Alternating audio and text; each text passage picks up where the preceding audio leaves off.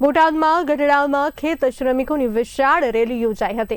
કમોસમી વરસાદથી પાક નુકસાની સહાયની માંગ ઉઠી છે। ભાગ્યા તરીકે ખેતી કરનારા શ્રમિકોને સહાય નહીં મળતી હોવાનો આક્ષેપ। રિવરફ્રન્ટથી મામલતદાર કચેરી સુધી સૂત્રોચ્ચાર સાથે રેલી। સહાય નહીં મળે તો ગાંધીનગરમાં આંદોલનની ચીમકી ઉચ્ચારવામાં આવી છે। हमारी मांगे ये है कि आ मावठा ने वजह से नुकसान थई है तो खेडूत ने मुआवजो मળી चुक्यो है।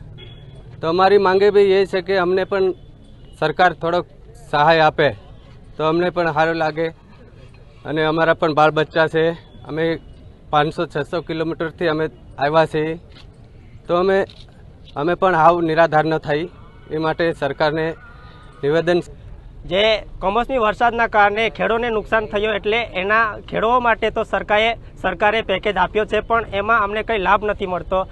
एटला माटे अमे आजे बधा भेगा थईने आ मांगमां जे अमे जे टकावारी प्रमाणे अमे अहींया भागे राखी छे टकावारी प्रमाणे अमने पण एमां जे रूपिया मळ्या छे एनी अंदर टकावारी प्रमाणे अमने पण मळे ए माटे अमे मांग करीए छीए। मामलतदार कचेरी आज अमे भेगा थईने आव्या छीए अने अमने अहींया न्याय नहीं मळे तो अमे गांधीनगर सुधी उग्र आंदोलन करीशुं एवी अमे आशा अने